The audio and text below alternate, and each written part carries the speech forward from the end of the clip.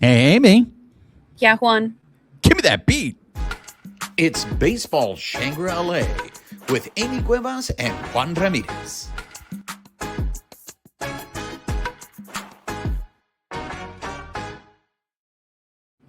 What's up, party people? She is Amie Cuevas. I am Juan Ramirez. You are listening or watching Baseball Shangri-La. If you are listening to us on the audio portion of the show, please make sure you're subscribed to the podcast, rate us, write us a review, help spread the word about the show. If you're watching us on YouTube, make sure you're subscribed to our YouTube channel. Hit that notification button, give us a thumbs up, leave us your comments. We love engaging with you. And most importantly, make sure you're following us on social media on X at BB Shangri-La, on Instagram, YouTube, and Bluesky at Baseball Shangri-La. Amie, ¿cómo estás? We got baseball back. I'm so happy. Baseball is officially back, ladies and gentlemen. And so, what we're going to do is Amie spent a lot of time at Dodger Stadium. And I think probably for the first time in a while, Amie, you probably spent more time in a press capacity as opposed to a fan capacity, right? Yeah, normally my opening day is like heading to the stadium early, going to as many games as I can that first homestand, and I was lucky enough to get to cover the first 3 games. So it was amazing, and I got to break in my new tiny scorebook. So Net alert.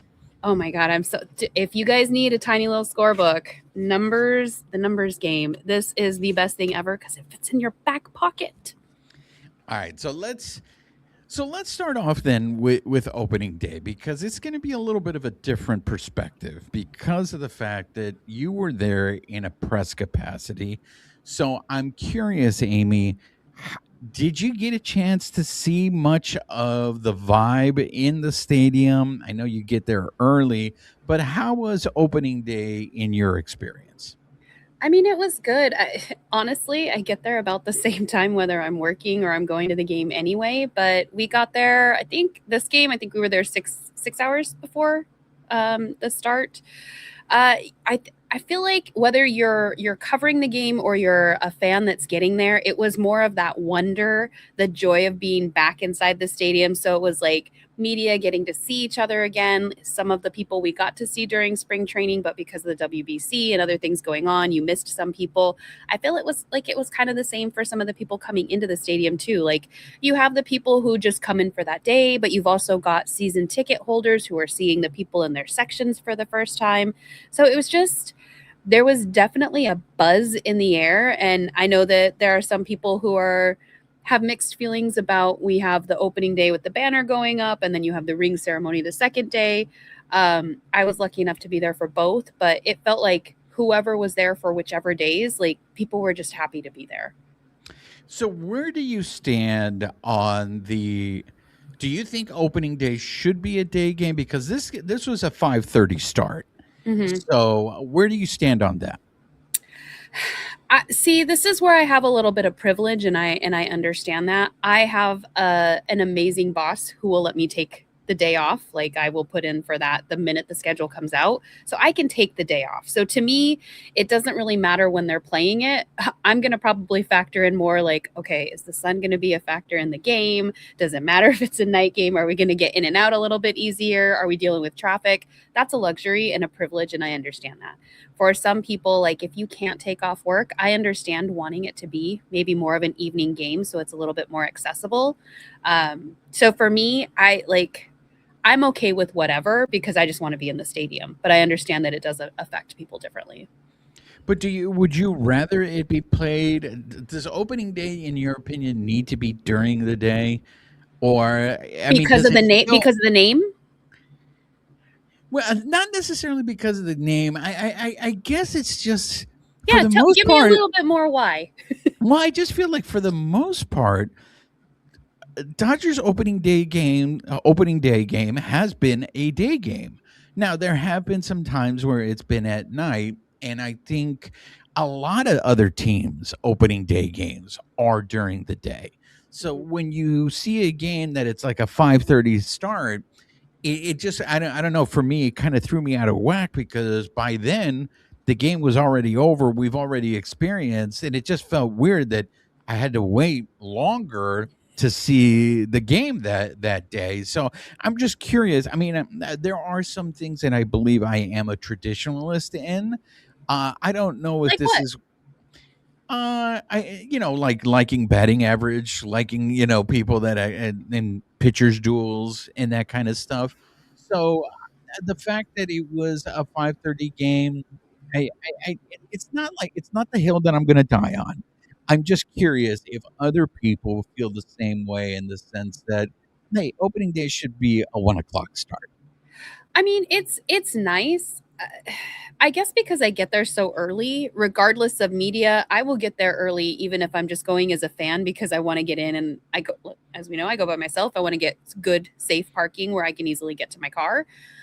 So I go early regardless. So to me, it's like I don't care as long as I get to be in the ballpark. But I also respect that other people like for you, maybe you want it to be a day game.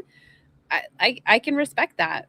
I feel like it is more accessible though to some of those people who can't get off work, especially if they want to watch the game in real time and they don't want to have to do the like fever pitch, like la la la la la. I'm gonna watch the game later. Like, they get to at least enjoy it after work or near after work. So I don't know. To me, it's as long as we have baseball, I'm happy. Yeah, and the other thing is, I think I'm getting. I shouldn't get used to this because it's not like the Dodgers are going to win the World Series every year, but this is the second straight year that we've had a banner unveiling. And it was great that we saw El Maestro Jaime Jarrin up there with Steve Garvey. So tell me, how was that environment inside the stadium when they unveiled the banner?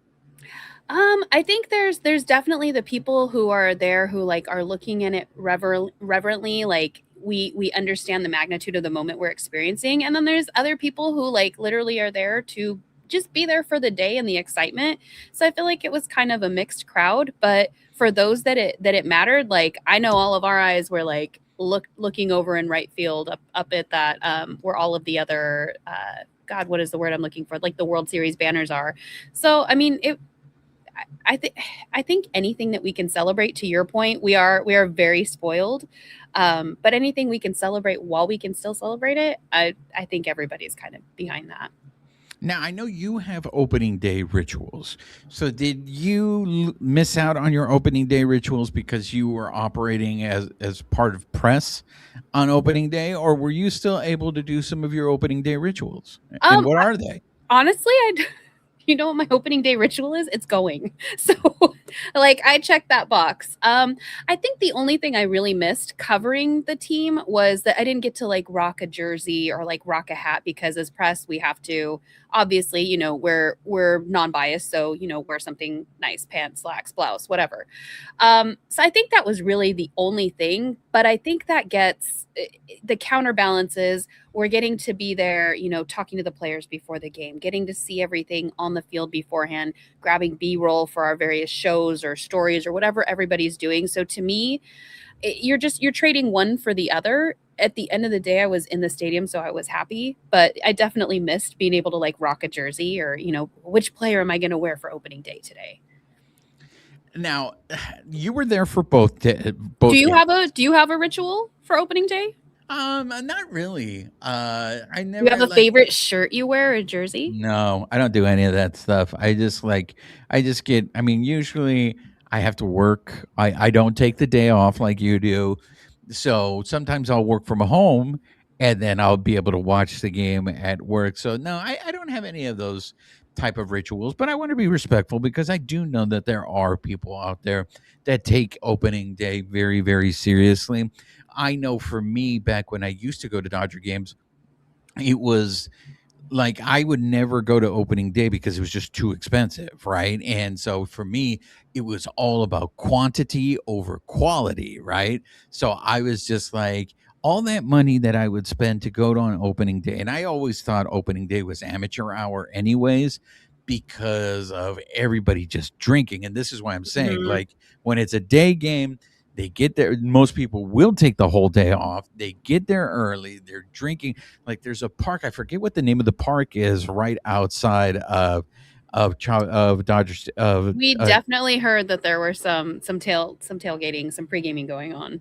Now, but I heard that they had closed down the park. Was that not true? I don't know if it happened at that park, but I heard snippets of conversation that people were definitely pre-gaming before they got there. So whether they rode the Dodger Express or they maybe not that park but somewhere else, people were congregating. They were celebrating because I was gonna wear it today, but the shirt wasn't clean. But I have a shirt that says "Make opening day a national holiday" because to some of us that's kind of what it is. But I definitely get what you're saying. When I still lived up north and I was flying down for opening weekend, I couldn't afford to go to opening day. That's only something I can do now that I'm a season ticket holder. But it was always, all right, opening weekend, which game can I afford on the resale market? And it was usually like the Saturday or the Sunday game. Like I couldn't really afford to go to the Thursday or Friday, but it was always like, I just want to be there for the environment of that week. So I definitely get like being kind of priced out in that respect. I will say this. Being able to see it on TV, and I know this is an issue that I think the NFL has, in the sense that the TV product is so good that you kind of get You do. more bang for your buck when you watch it at home, as opposed to going to the stadium. Well, you don't And even get all of the play-by-play, like unless you're like me, like when you're going as a fan and you have a radio, you get the ambiance of all the people, good and bad, but you're not getting like the commentators, whether you listen to the radio or the broadcasters. You're not getting all of those other facets. The main difference being we get the whole view of the field and you get whatever shot the camera's giving you. yeah, and so that was nice, being able to stay home. Like, give it. I mean, the Dodgers do things very well, and especially when it comes to the production. Like, I think it is really cool the way they do the introductions on opening day, with them coming in through center field, and they got the blue carpet and all that stuff. So What did you I think of the Will Ferrell skit? that was a miss for me. I was That like, skit. Yeah, exactly. What you just did right now, that was a huge miss. And it was a little long, but I it understand what was they were way too long. trying to do. It was But yeah. it was way too long, and it was one of those things that it was painful because it wasn't funny. And Did you guys at least did they pan to like the players on the first and the third base line? Because we were watching the players too while it was going on, and everybody's just standing out there waiting. I got to be honest with you. I don't know, because I wasn't paying attention. I was too Were you already busy. irritated? I wasn't irritated. That kind of stuff makes me squirm and makes me like really want the earth to just swallow me whole. When someone's bombing, it makes me really uncomfortable. And there's nothing that makes me even more uncomfortable than watching someone try to be funny and they're just not.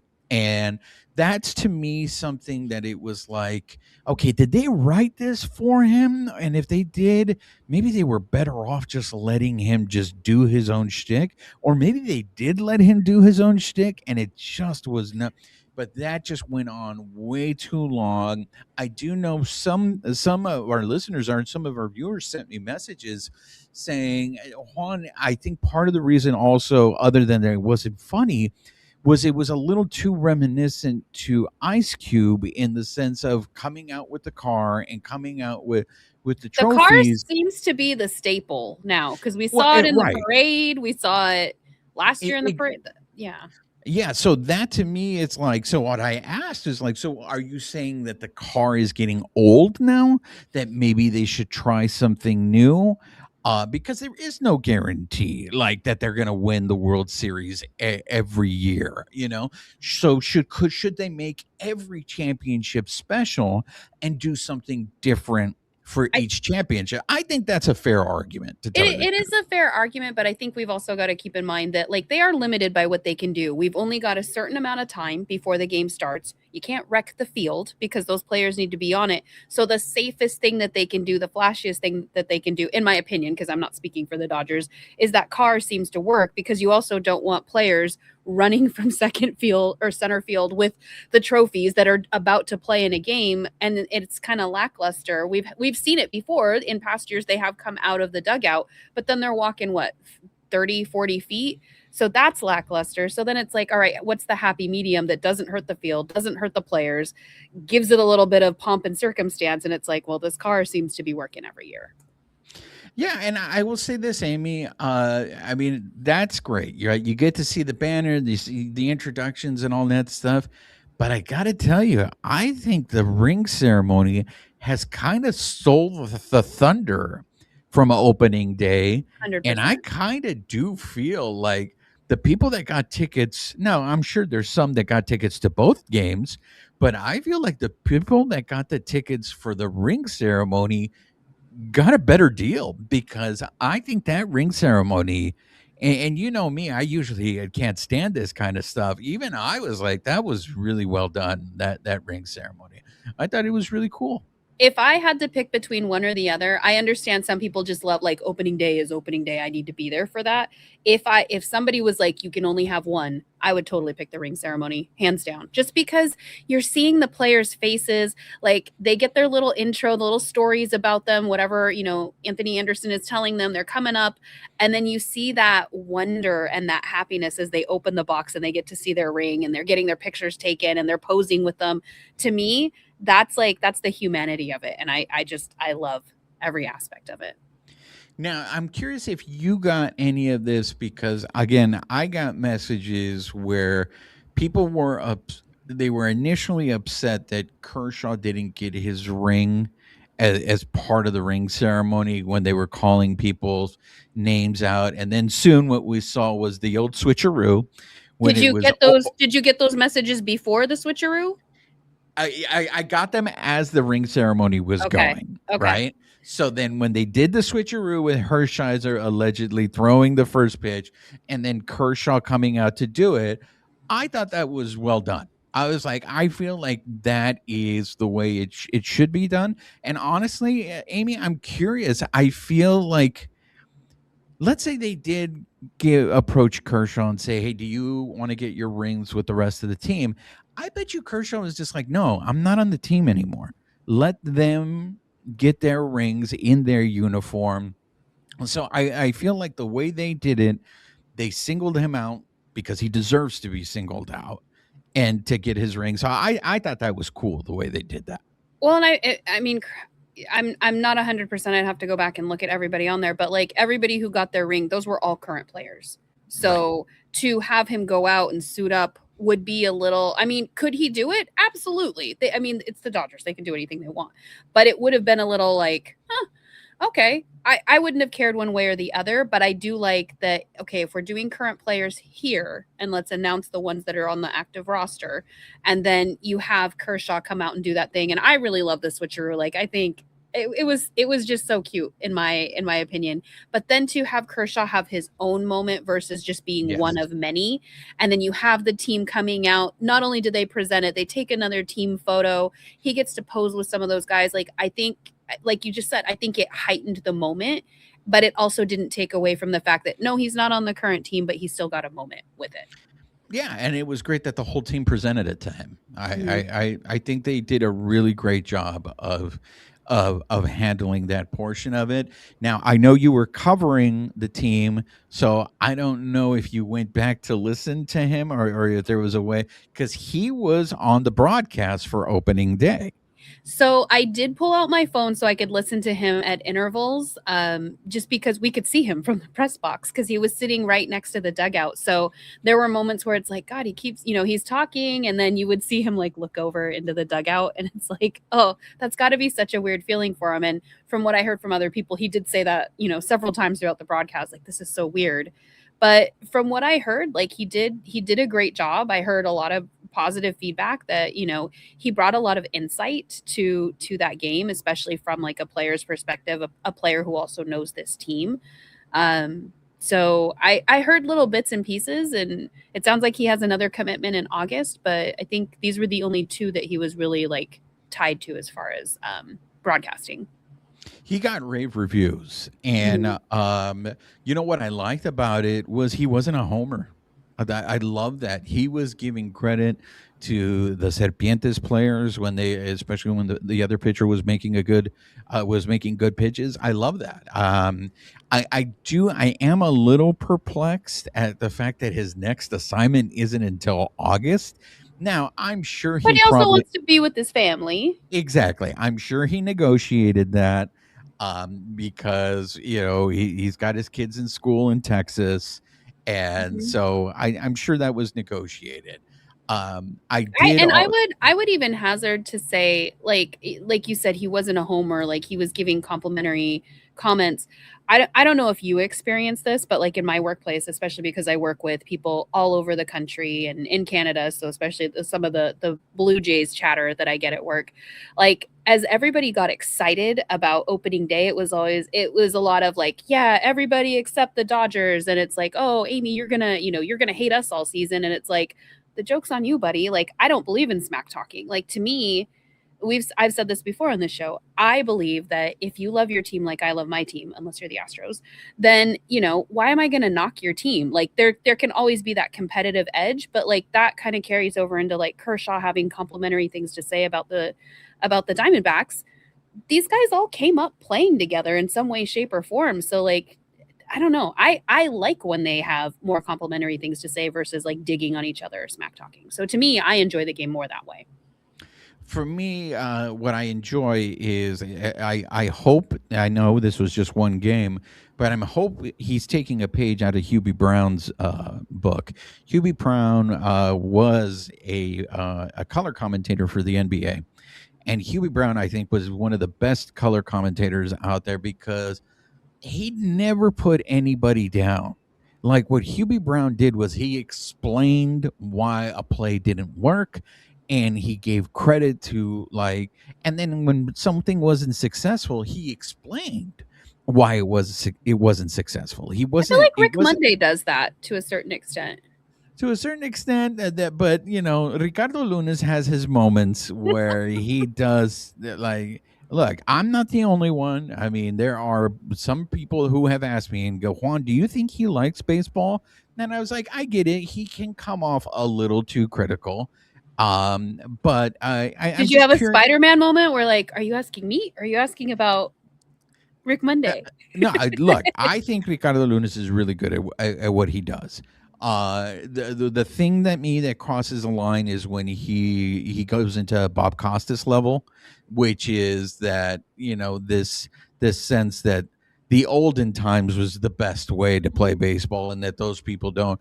The people I, playing the game right now aren't playing it the right way, and that kind of stuff. Like I think we're all that to guilty of me, that a little bit on some levels. So I think that's just human nature. yeah, and that's why I say there are moments where he'll cross into that, but then there's other moments where I feel he's really good. So I am curious to see where Kershaw goes with that, because the other news that we got was that the Dodgers have hired him as a special assistant, and I know the jokes were already being written, which is like, we thought this was going to happen last year, and then he turned the Dodgers down, right? So the jokes were now Kershaw's back home and he's there with his newborn kid and all these kids, and he's just like, "Oh man, I don't know if I want to be home now." And then he Who's making these jokes? Who called has the so much? Dodgers up and said, "Hey, is that special assistant offer still available? I'd like to go ahead and take that job." Oh my So God. Who has too I'm much time on curious. their hand for these comments? Like, who cares? That's my who cares. Like, really, like let him take the job when he wants to take the job. I expected him to be on more Peacock broadcasts. So I was a little surprised when I heard that his next assignment isn't until August. He also has a So newborn at home, so that's I get all of that, but I think it's hard if you're not doing it all the time. I feel like those people that get really good at their job is a repetition, right? There's that saying, repetition keeps me green. And yeah. so if you're not doing it, and plus, like I said, he got rave reviews. People love the insight that he was giving. So you're missing out on that. And that's I think something that so, but I would like to see more. to a certain degree though, I think some things like you do need more repetition because it's a skill and you need to have that muscle memory. But I think there are certain things that come a little bit more naturally to other people where they don't necessarily have to work as hard. Like for you, co-hosting, it's like nothing to you, or at least it appears that way. Like you are very smooth when we are doing our show. Like you are I'm good. smoother than the other side of the pillow. Yeah, you are good at what you do, and not everybody can do that. And so I think that's where some people do have to work harder. You still want to practice at it, but he's been talking baseball for like his whole life. So I think even if he takes a couple months off, I think he's still going to have that skill set as far as being able to speak about the game. But when it comes to being able to, we were just talking about this with Steven Nelson, like a lot of people will dig on a lot of the commentators, Rick Monday, Steven Nelson, Oral Hershiser, even Joe Davis. But it is not easy to do what they do. It's not easy to do what we do. And I mean, I love talking to you, but that doesn't guarantee that other people are going to like listening to us or that we flow together. Not everybody can do that. And it's harder than it looks. And so I think in that respect, he's proven that he can do that. And he's not going to, his way through it. He was able to keep going. And so I think that will carry through even if he doesn't do it again till August. He's proven that he has it and he can just hone it even more over time. So before we actually start talking about actual results on the baseball field, I'm curious. I know you spent a lot of time in the press box. Were you able to walk around Japanese H&M Park? I mean, Japanese H&M Field at Dodger Stadium? You mean Uniqlo? Uniqlo? What is it? My assumption was it was called Japanese H&M. Oh, okay. I mean, were you able to walk around? Were you? I just pulled a Will Ferrell, ladies and gentlemen. So I'm like, all right, we can call it that if you want. Let's abort as quickly as possible so we can avoid the squirming. We don't want people to squirm. But were you able to get around the stadium? I know there's something like that I want to get into. I know there's new food items and all that stuff. Mm-hmm. But can you tell us, are there anything actually new, something new at Dodger Stadium in terms of sites or something new from last year? I mean, there's all kinds of little things. Like I thought it was kind of unique. Like in the kids' play area over in the pavilion, they actually put TVs up so the kids can watch the game while they're playing. I was like, oh, good for them. I mean, obviously the signage around the stadium now that it is unique. Japanese H&M at Dodger Japanese Stadium. H&M Field. So everybody, from what I heard, was very complimentary of how the signage was in center field. Where I heard a little bit of grumbling was when you see the Dodgers, basically at the top deck level behind home plate, where we have like the Dodgers up there on that kind of like tower building looking ish thing. Don't mind my technical terminology, but there's a Uniqlo stamp on that too now, and some people were like, "Oh, that was a bridge too far." But I mean, they paid enough money to have that there, so we're going to have to expect some of the changes. So outside of that, I mean, I may not have wondered as much to see all of the stuff, but I mean, I heard there's new bobbleheads. I think there's a new Fernando bobblehead out in the center field pavilion, but yes, I still have to kind of make some rounds out there. I saw it, I think, on social media or some of the videos that the Dodgers put out, but it was packed. So like when you were walking around, you had to definitely make choices like, okay, where am I going and where am I going quick?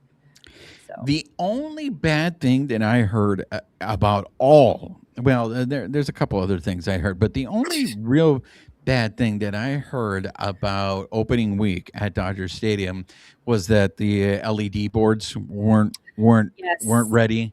So it did look a little bit like an eyesore when you were watching it. It just looked like each of the level had braces. It's fine. Exactly. So they didn't. That's a really good way of putting it. It looked like Dodger Stadium.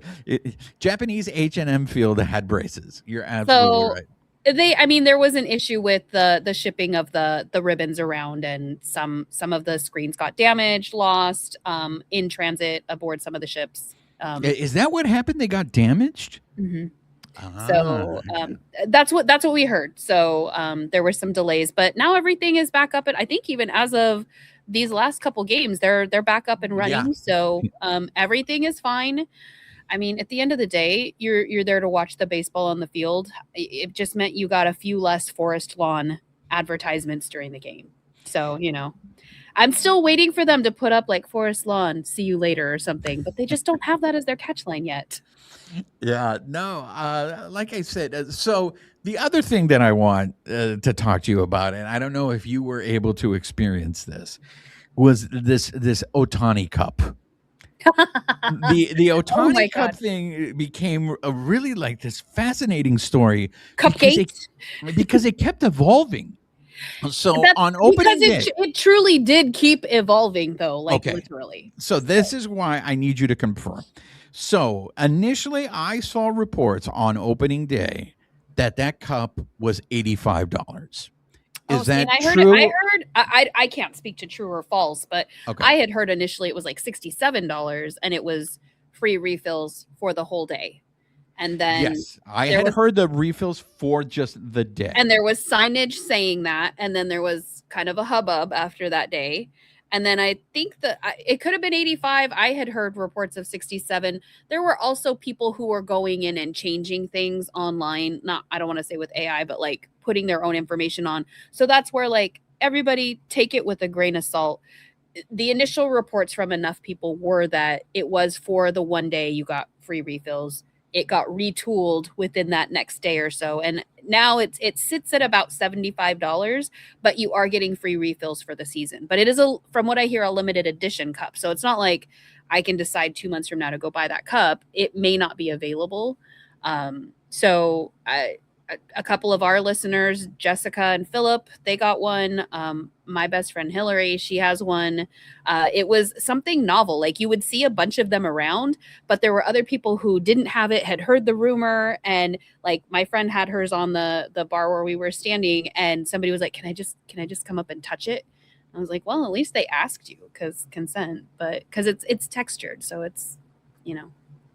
So this is why I'm saying this story completely evolved, because when I had heard it was 85 and then the next day I saw it was 75, I thought, okay, maybe it was 85 because it was opening day and everything was just more expensive.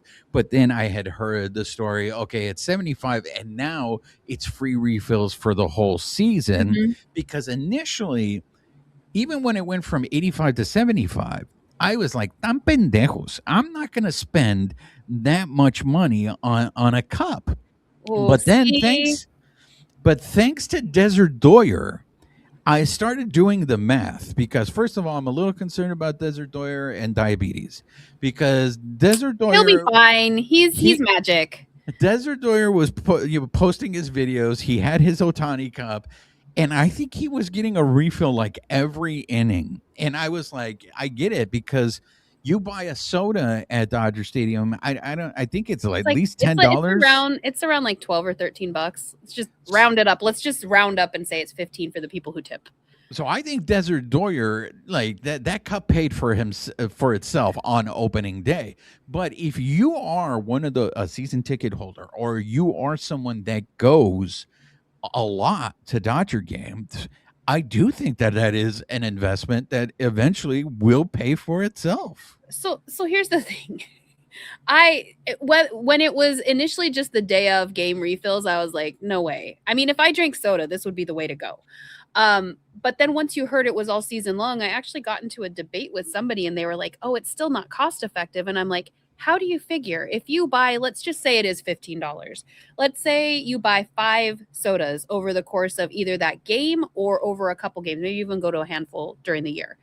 That cup pays for itself, and you just bring it.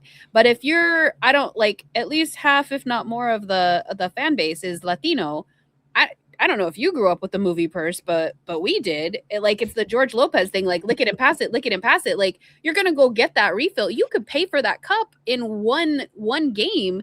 Just like, all right, go get the refill. Okay, we brought cups, pour it in the cup. Okay, somebody else go get the refill. So to me, I'm like, I feel like this is gonna be a not a loss leader, but like they're not gonna make as much money on this as they think they are with the fan base that we have. But it's gonna be those people who come to like one game and just want the cup, and they pay for it no matter what. Those people are paying for the other people who just basically bought the subscription. Look, I rarely would eat at Dodger Stadium, because I just don't think the food is very good there. There are some exceptions. There are some items that I think are good.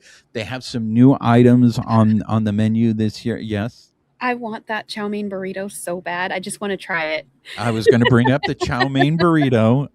That was so they're going fusion style and all that stuff. There's also I'm not a coffee drinker, so I don't know what it was called, but basically it was like a latte and it had like cookies and cream at the top. Oh, I saw that, but I thought I saw it with beer, if I'm not mistaken. It's with beer? I thought it was a Maybe latte. I saw the wrong thing. I thought it was a beer. I glanced at it and I think I saw beer and I was like, oh, I'm out.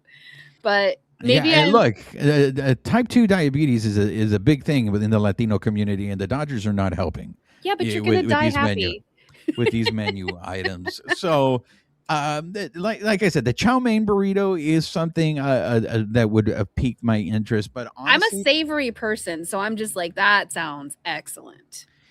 I will tell you this: even of all that stuff, I think the Otani Cup was the one, at least at Dodger Stadium, that got the most attention.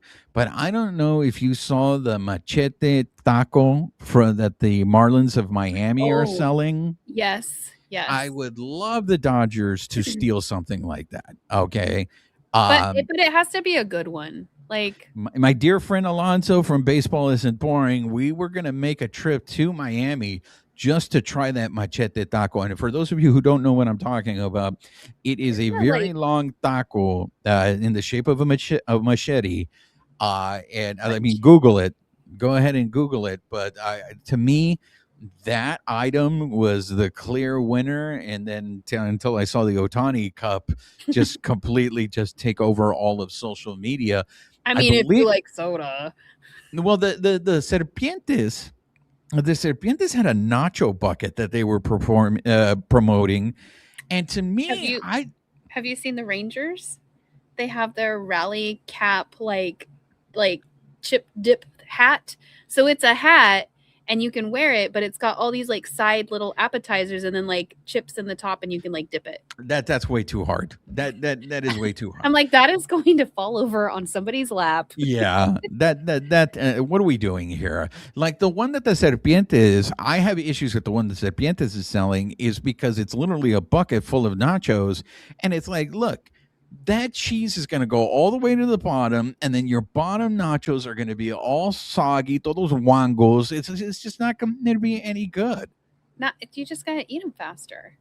You gotta, or you make a little tunnel down the That side. is all right. Look, you are free of acid reflux. Anybody who says eat it faster has never experienced acid reflux. I'm just drink some water, bro. And by the Like way, you're this is where I say today's episode is sponsored for WebMD. Excuse me, you WebMD. There we go. you need to just bring your Mylanta or your Tums or your whatever to the game and just be good to go. You're Oh fine. yeah, You're for fine. sure. Pepto Bismol, or Oh, you end up, at this point you do that, or your Pepsid AC. You know, the Pepsid AC. That's how you know we're getting old. Where we're like, oh no, this is the good one. and for Um, those of us who have ever experienced Montezuma's Revenge, we can get some sal de uvas. So okay, all right. yeah, there we That was go. a bridge too far. All Uh, right. funnel cake is back on some of the menus, and then it's more of a coming soon, but that I don't care about the burger. I want that lunchbox.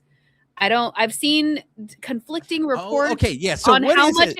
it's going to cost if it's like 40, 45, 50 because so I heard it sold out on the first day, but then I heard from other people that they don't even have it in the stadium yet. It's a coming soon item as far as the lunchbox. You could buy the burger, but it's like a Can you peanut fill butter. in our Yeah. audience on this lunchbox offer? Yeah, so it's like a peanut butter and jelly burger at I think it's the Grand Slam stand on Reserve 12, but it comes in this cute little metal lunchbox like we used to have in the 80s, and it's got the old little koala logo. The Kulaku bear, right?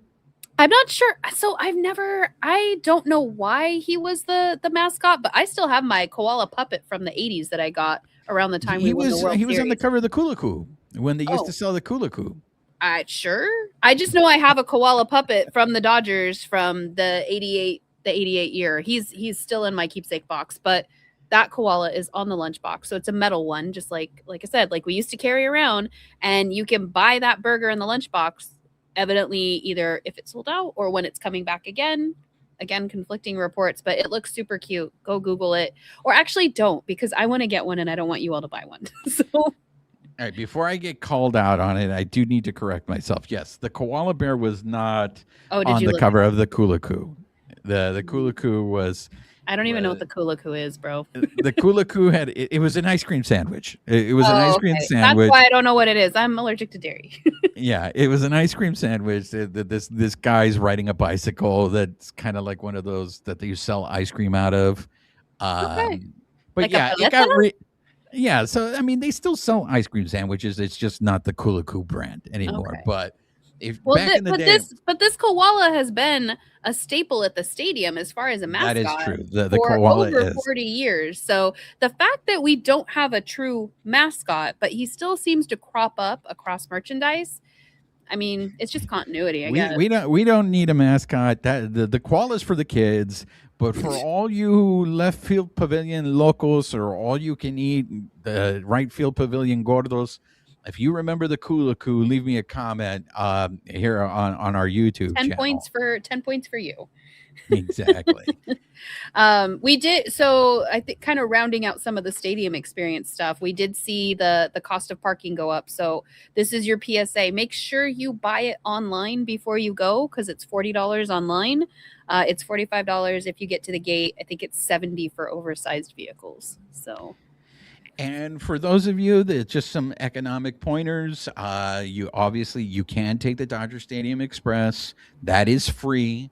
You can bring your own food in and water, as long as you have plastic water bottles, plastic soda bottles, unopened. You can bring that in. So if it's cost efficient for you guys to go.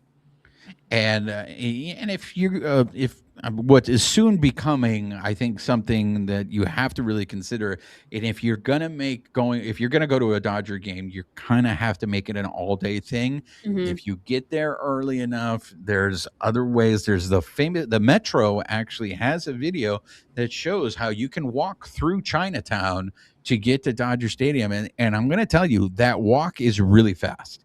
I know a lot of people go, oh, I'm not going to walk from Chinatown to Dodger Stadium. Trust me, if you follow that video, that walk is actually pretty fast. So there's other ways to avoid it. And then for those of you also who, unfortunately, maybe you are priced out and that you can't watch the games at home, there are businesses throughout the city that show Dodger games and that you can go with other Dodger fans and watch the games there. Shout out to location Distrito 14 in Boyle Heights. They show the Dodger games. Support small businesses, guys, especially Distrito 14 that sponsors an orphanage in Tijuana. They do a lot of philanthropy, and they, like I said, they show Dodger games, but they also show LAFC. They're really community involved. So look for little businesses like that if you can't make it to Dodger Stadium. You also have the option to go to Angel Stadium, where parking is $20, and you can get the family 4-pack for $44. So, and let me tell you, parking went up at Angel Stadium because you could park at Angel Stadium for $10. $10 before? Yeah. When I saw that was like 20, the highlight of Angel Stadium was, parking is only $10. Only $10, and you can get in and out easily. Exactly. And then they do have that 44 family pack back, the 4 tickets, 4 hot dogs, 4 drinks, which I think that's what the equivalent of maybe that some of the food at Dodger Stadium now. Yeah. Well, you won't get an Otani cup for that price, I'll tell you that. And this is why I just bring in my own food, because that's what makes it economical, because I can make a sandwich way cheaper than it is to buy something there. Or either that or eat before the game or eat after the game. You have a lot of taco options. You have Teddy's Red Tacos by the stadium. If not, you can always go to Highland Park after the game and go to VS Tacos. You can go downtown and go to Sonora Town. I mean, there's a lot of options. There's a lot of options. And luckily we still can bring food in. So food, water, drinks. It does make it a little easier on people's pocketbooks that way. So we're like over 40 minutes into the show, right? We haven't even talked anything baseball. Oh my God. And what we've spent this time talking about is the experience of going to a Dodger game. And that, to me, just the Dodgers, the organization must be loving this, because that's what this now has become, right? So for you the non-diehards, right, the generals, right, you guys, I mean, they like going to Dodger Stadium because of everything that we just talked about right here is this whole experience. So they're just printing money. So now let's go to the portion of the show where we actually talk about baseball and what happened in these series. Ooh. Because that opening series against the Serpientes, the Dodgers swept, and I don't think that was a surprise to anyone, Amy.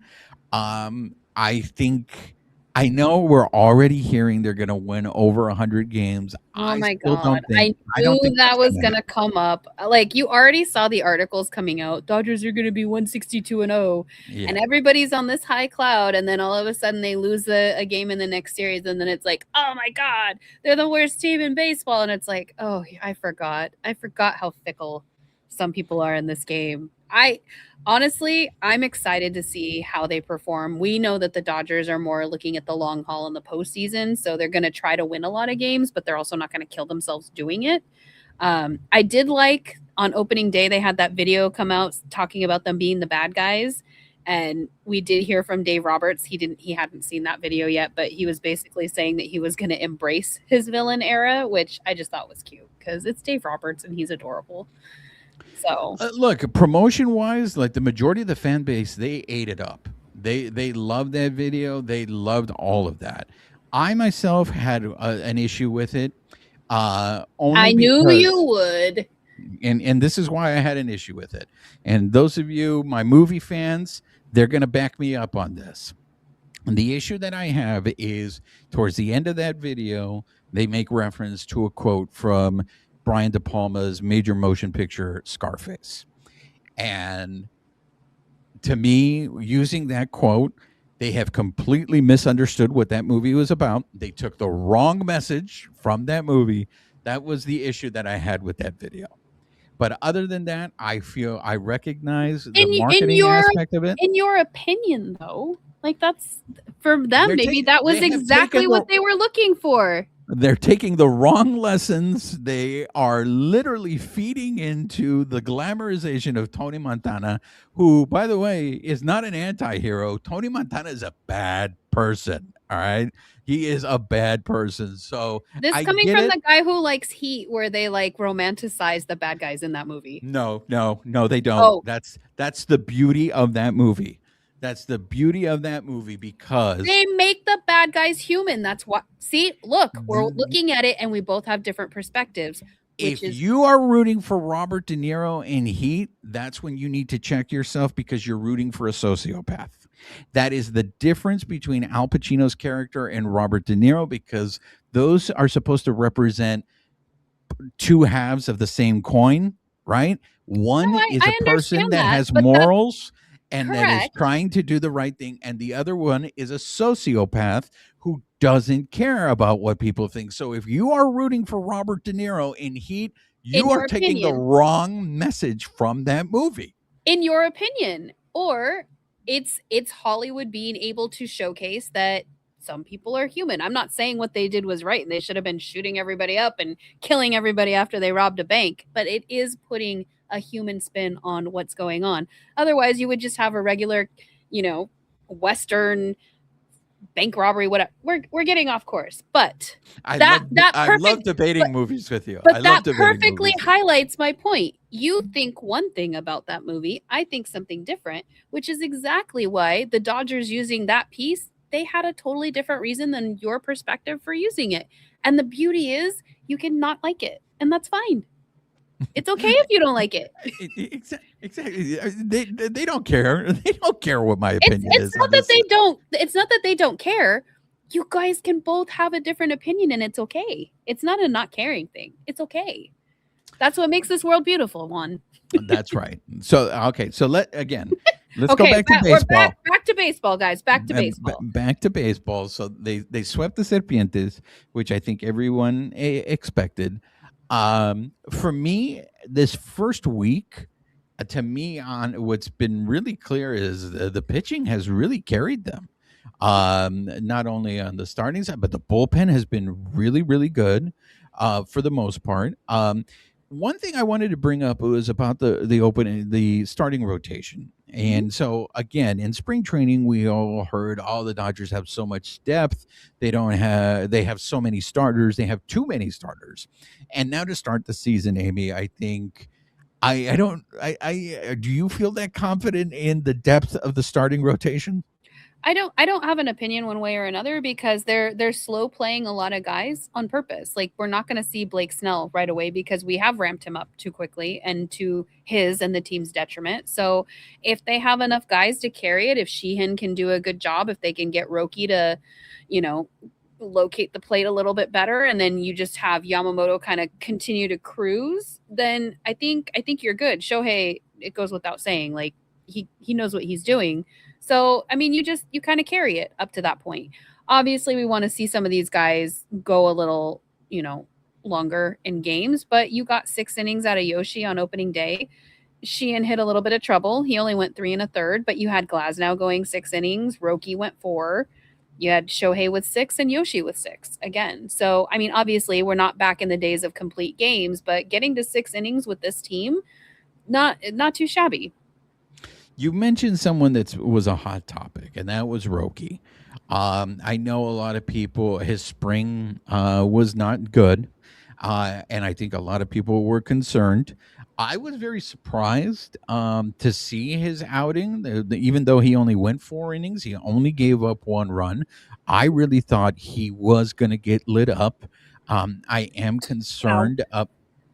I'm concerned about his lack of a third pitch because I feel like his fastball is very hittable. And So people have seen him for a year already, so they've got tape on him now. yeah, and these are major leaguers. So if he can't get over his other pitch over the plate, if he can't get, then they're going to wait on that fastball, and it's a very hittable pitch. So I'm curious as the season progresses, as if he can develop that third pitch and make it an out pitch. But I thought what was really interesting was something that Dave Roberts said in spring training about Roki, and that was when they got Roki to buy into being in the bullpen in the playoffs last year, it was with the promise that they were going to give him an opportunity to pitch in the starting rotation this year. And I think that's big, Amy, because that's the kind of stuff that I think players pay attention to. That's the kind of stuff that gets players that want to come to that organization, where it's like, okay, they were honest with me, they were upfront, they told me to it, and they held to their promise. Now it's about it. Now it's on Roki. Now Mhm, it's like, hey, especially if now with the update we got was Blake Snell will be coming back probably earliest late May. mhm. Gavin Stone has started throwing, so assuming everybody stays healthy, that starting rotation may get crowded, Well, and and you've it's got River Ryan waiting in the wings too. exactly. So you might have to make a decision because you just don't have enough spots, right? So it is going to be about performance. It is going to be, what he does. So I think he's a very interesting person to continue to watch.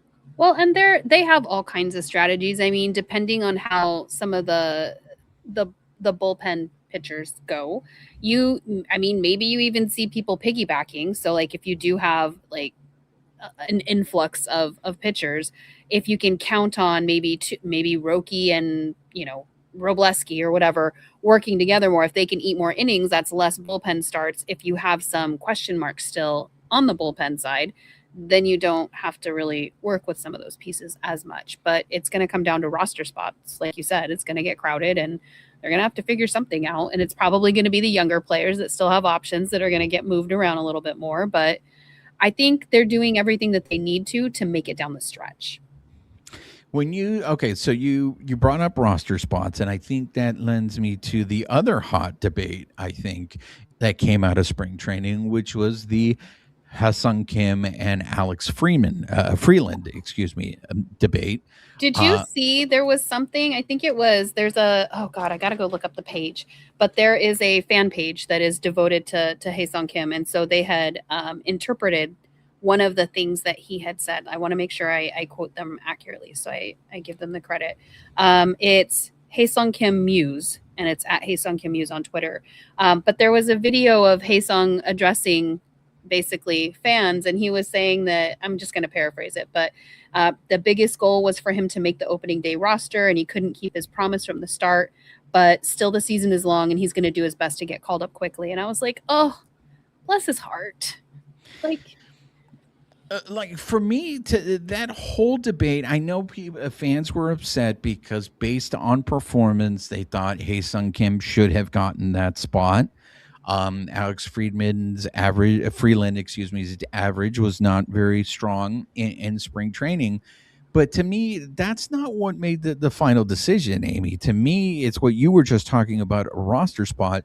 What has become very clear to me is I don't know if Hae-Sung Kim has a spot on this team, because we saw earlier that Tommy Edman was starting to work out. He's taking balls in the infield. He's going to get the majority of the time at second base. And when Tommy Edman is not playing second base, Miguel Rojas is going to be playing second base. You've also, and you've got Santiago Espinal, which we think may spell Muncie, but he may not. He's a utility player, so we might see him in other positions. Right. So you're going to have 4 people for second base? No. So for me, what this is about is you send Hae-Sung Kim down into the minors, and I think you're going to see him play a lot of outfield and see if he can be an actual outfielder and see if the Dodgers can use Hae-Sung Kim in the outfield. I think Hae-Sung Kim, unfortunately, is a guy without a position. And even though he went down to the minors and went 6 for 6, I know people were losing their mind when they saw that. But hey, give credit to Alex Freeland. He hit a home run. I think this whole thing is sending him down to the minor leagues to where he can play every day. And that's what Dave said, was he needs to get more consistent at bats. He was at the WBC, not saying that he didn't get a lot of playing time, but they didn't get a lot of eyes on him either while he was out there. So this gets him the reps that he needs. And then, when and if a move needs to be made, they're going to have a lot more data on it, but he's also going to have that consistency behind him. I feel bad because I think he's in a tough spot. It didn't hurt. I mean, it didn't help that he ended last season hitting under the Euchre line in the last month of the season. And that really was the reason why he stopped playing towards the end of the season. And I hope that's not the case, but it seems like from what they're saying when they say, hey, we didn't get to see him a lot, it seems like he paid for going to go play for Korea in the WBC. It looked like it hurt his chances. I don't think he paid for it. Like, I don't think there was any retribution or anything like that. I think and not saying that that's what you're saying, but I have heard some grumblings from people that they think he was being punished. And I don't think that's the case at all. I think I had heard that his swing needed to be tweaked a little bit. And because they didn't get those repetitions in spring training, having him go down to the minors, not only can they keep an eye on, like, okay, what's going on with his swing, but also getting him those reps. So it's just going to get him that repetition that he needs. Yeah, but I still think even if he didn't play for Korea, you still have the same problem with him, and that is that you have Tommy Edman, who's going to play the majority of the time at second base, and then you have Miguel Rojas. So again, Hae-Sung Kim is a man without a position. So hey, maybe we can use him in the outfield. Maybe he can spell some of these guys in the outfield. But I think that's even going to be hard for him too once Geeka comes back. I mean, Hae-Sung Kim, unfortunately, I feel he's a man without a position on this team, and the roster, the numbers crunch, he'll feel unless someone or some people completely underperform.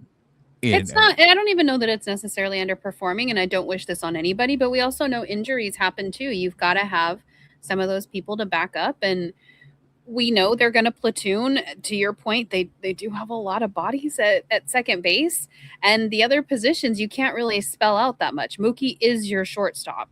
Freddie Freeman is going to be your first baseman. But as he continues to get a little bit older, do we see him getting spelled where he is going to start the majority of the game, but does he get pulled and you have somebody else kind of spell him more at first base?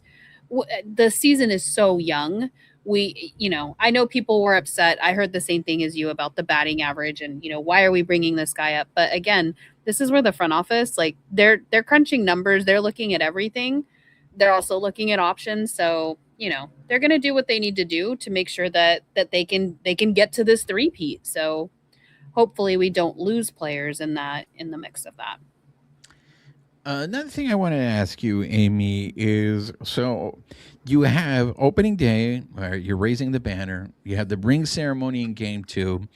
Game 3, you have your first bobblehead game, and Will Smith, and it's his birthday. And it's his birthday, who wasn't supposed to play, but he forced Dave Roberts to put him in the lineup.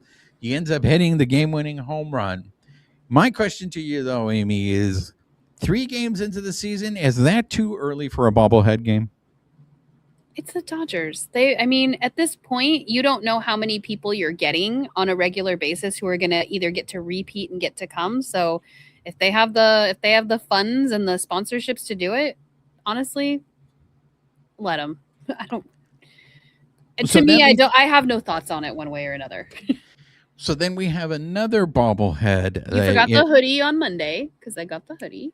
Oh, was the see? I wish they would do the zip up. I don't like the pullover hoodies. I like the zip ups better too, but this year was another hoodie, so you get what you get. And it was the back-to-back one, right? Yes, yeah. So me and my gals, the unofficial fan club, were all there to get our hoodies. So then we had the Yoshi bobblehead on Tuesday.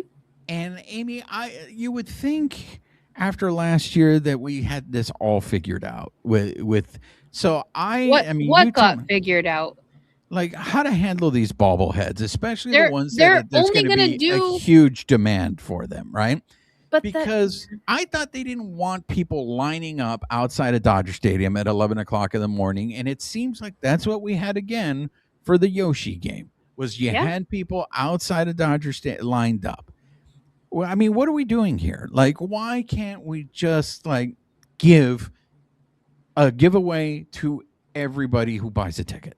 I mean, that's what we've been saying for years. Like, you'd think now more than anything with the demand, the price of tickets and things like that would be the return. But I mean, this has been the situation for years. I remember, again, when I was living in Northern California, I flew down because I wanted to get the Clayton Kershaw bobblehead. Of course, I ended up in traffic trying to get down to the stadium, and I missed it, and I didn't get it. That was like 8-9 years ago. So this isn't a new issue.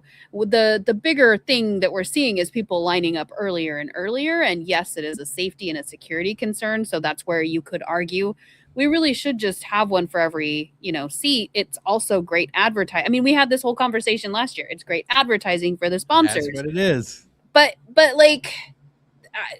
there's no simple fix. We already solved the problem. You just need to have the money and the sponsors willing to throw out the extra 15,000, giveaways. And are the sponsors willing to do that? And that's the question. That's what it comes down to. You just absolutely nailed. The Dodgers could solve this. They don't want to solve this because of the advertising aspect of it. It's not that they don't want to. Now you're putting words in their mouth. You don't know that they don't want to solve it, but you don't know if the sponsors are willing to kick down an extra 15,000. What does that cost? These videos go viral when you see all these people lined out outside of Dodger Stadium. They go viral, and so the non-diehard fan pays attention to it and goes, well, what's going on? And all of a sudden, it's like that FOMO, where it's like, well, oh, that is not FOMO to me. That's an opinion. That is not FOMO. Should I be there? Should I be there? And now, right, it creates a desire to want to go to a Dodger game. That is not the mindset of all the people I talked to, because everybody who I talked to who saw that video was like, ugh, disgusting. There was no FOMO of missing out on that. So I think that is a preference. But this is why I know that the Dodgers can solve this. You know that they're now. I don't think this pertains to you because it's a season. They told you? Well, I'll tell you this. They didn't tell me because they don't trust that I can read between the lines. Okay, but here we go. As a season ticket holder, tinfoil hat. As a season ticket holder, you get early entry, correct? You get to go into the stadium. So do you know that for $40, you can purchase early entry at Dodger Stadium, and you can get in 2 hours before the game. I saw and that. They are using that to promote, hey, you want to make sure you get a Yoshi bobblehead? Buy this $40 early entry. Now, That's on top of already your ticket. So it's not like, oh, You're we're going to surprised that the combine it. capitalists are trying to make more money? No, I'm not. that's why I'm saying they can solve this if they want to. They don't, because it's a business. It's capitalism. But it's not an easy solve to that point. They're capitalizing on, yeah, you can get in there early, but again, you can't force your sponsors to kick down more money for extra items if they're not going to do it. Like, it's a multifaceted situation. Are they going to try to make money where they can? Yes. I mean, if you are shocked by that, then I don't know what to tell you at this stage in the game. No, I'm not shocked by it. And that's why I think all the other fans that do bring this up, I think the This shock is the of price it. we pay, though, for having a winning team. The White Sox do not have this problem. I guarantee you. Yeah, I mean the poor White Sox. Okay, the Yeah. Angels don't have this problem. I guarantee Well, I mean, you. there's that's the problem is there are a number of teams that don't have this problem, and so that's just the way it is, right? But That's it's all relative, because we've even talked about the parking situation before, and I'm the first person to rail about it. And you know what? I take my tablet, I take my snacks. I know I'm going to be there for an hour and a half if I stay for the whole game. But when you put it into perspective, it's the same at many stadiums, just different. So like going to games in San Francisco, you are paying anywhere from $50 to $100 to park in a private garage or park on the street and have to constantly feed the meter. And when you go to leave, it is just as congested to get out of San Francisco as it is to get out of Dodger Stadium. So it is all relative. It's just, what is it worth for you to be there? Not just your money, but your time, knowing that you have to get off work a little earlier for these giveaways if you want them. That's the price of admission. And unfortunately, it is not just money anymore, but it is also time. And this is what it takes to have a winning team. Everybody was complaining when you had McCourt, and now we have the opposite of that. And now people are complaining the other way. And it's like, okay, so you just don't want to be happy. Like, it sucks all the way around. Like, if you don't want to wait in those lines, then go, I'm going to go to a cheaper game because I want the game experience. But if I want that giveaway, I'm just going to go spend the money I would have to stand in line and maybe not get it. And I'm going to go get it on eBay. It sucks, but that's the situation we're in, because this is the reality of it. right, and I think that's the reason why we bring it up, is just like, this is the reality, guys. This is now the world that you live in as a Dodger fan. So you can, rage against the machine as much as you want. The machine don't care, But as that's going to long. be any winning team. Like, I don't follow basketball anymore, but I did in the early 2000s. I'm sure there was an influx in ticket prices and, getting into the not the stadium, but like Staples Center or whatever, when like the Lakers were on that winning streak. That's the price of winning. Like, there are Yeah. costs, and we're experiencing it now. This is the opposite of the McCourt effect. Yeah, that's what I'm saying. It's just like, this is the new norm. We need to accept it. Just like and this happened years ago, the number of Laker fans that have been priced out have accepted it now. They've accepted it, and they no longer consider going to a Laker game an option. And so that's I think the world that we're entering with the Dodgers, and that's going to be the norm now. So And when that's the cycle of economics. When and if they start losing, you're going to see the costs go down, Yeah, because people aren't going to care to go as much, and then it's going to be more affordable. exactly. People are going to go again, then they're going to have more money to put into it's just, it's the different cycles of life, and there are good sides to it and there are bad sides to it. And unfortunately, it is just indicative of life itself, right? There's a lot of good. You focus on the good where you can, and you try to just get past the bad. Do you have anything else you want to add in terms of these two series between the Serpientes and the Guardianes?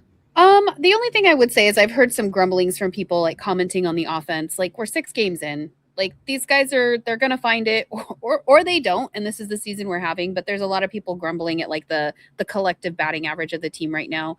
I would caution people, like, remember, these guys are human. They're doing their best. Like, it's really easy for us on the backside to just make comments or say we could do it better. But like, I probably couldn't even run a 5K right now. And these guys are doing athletic things on an amazing level every day. So like, let's try to give everybody some grace as we're continuing to go through this very young season as it progresses.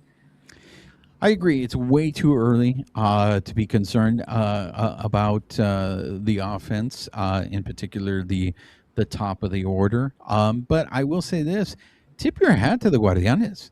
Their advanced scouts, I think, did a great job on that Dodgers lineup, and I'm very curious how many of those advanced scouts use the templates that teams were using against the Dodgers in the playoffs, because the Doyers, if you look how they hit in the World Series, they hit under 200 in the World Series. So if a lot of people are using those approaches, now it's up to the Doyers. They got to make the adjustment.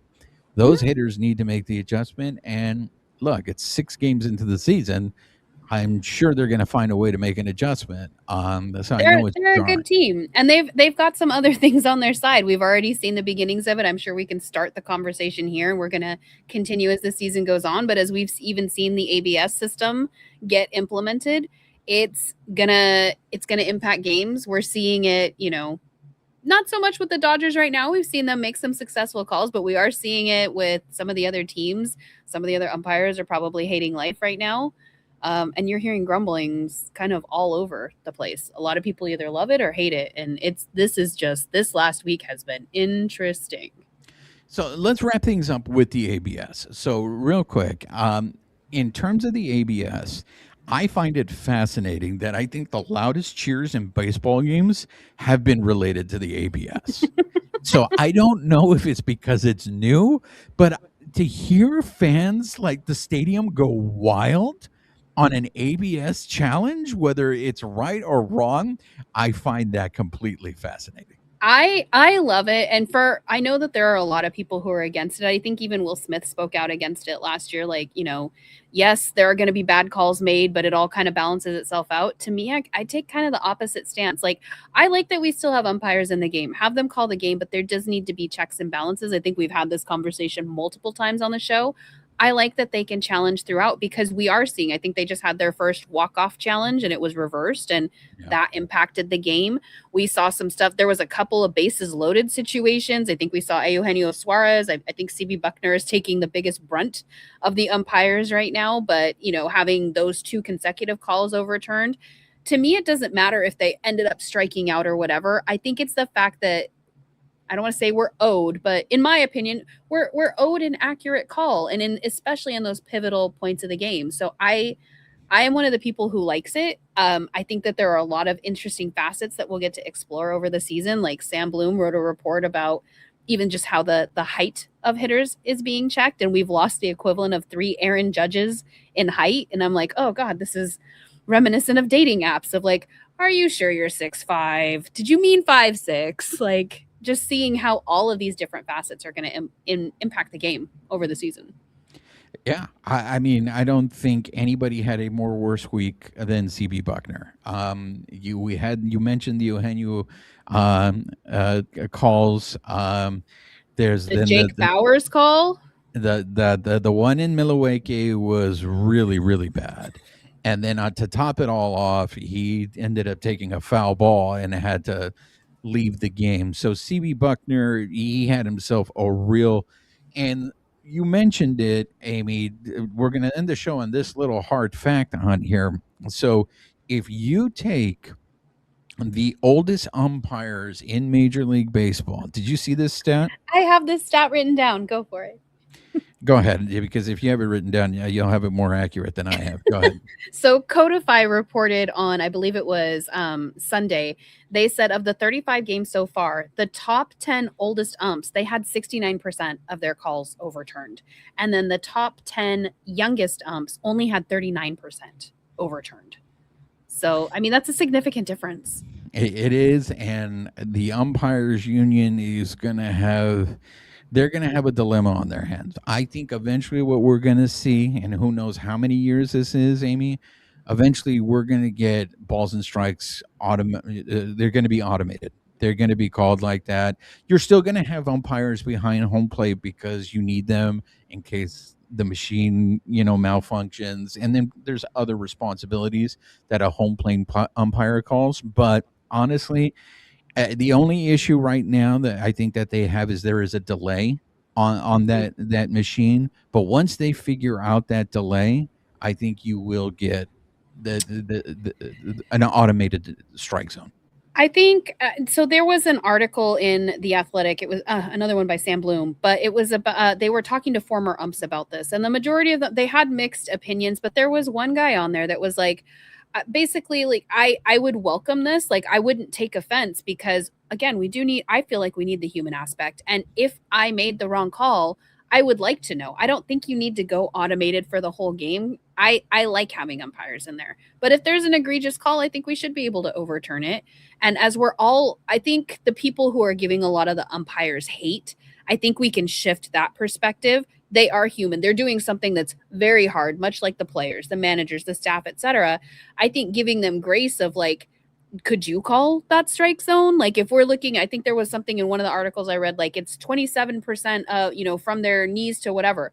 Can you find 27% on each body in a different spot? No, then give them some grace. I don't think we need to hate on them when they make these calls. I think we can find a way to just celebrate that this is the way the game is advancing and this is to assist them. And then they don't have to carry those heavy calls with them forward. Like the way that the Team USA DR game ended. I don't want to have to carry that into my future, that I called that a strike and it was very clearly a ball. We now have the technology that can help assist them make better calls. Absolutely. So we're up against it. So that's going to do it for this episode. Amie, any last words? We have so much more baseball to talk, so I can't wait till we meet up next week to do that. So that's going to do it for this episode. If you've been listening to us on the audio portion of the show, please make sure you're subscribed to the podcast. Rate us, write us a review, help spread the word about the show. If you're watching us on YouTube, subscribe to our YouTube channel. Hit that notification button. Give us a thumbs up. Leave us your comments. We love engaging with you. And most importantly, make sure you're following us on social media, on X at BB Shangri-La, on Instagram, YouTube, and Bluesky at Baseball Shangri-La. She is Amie Cuevas. I am Juan Ramirez. Nos despedimos con un beso. Amie, say goodbye to the people. Goodbye, people. You forgot to Vin Scully at the beginning. I owe you guys that. Next week. Next week. Goodbye, people.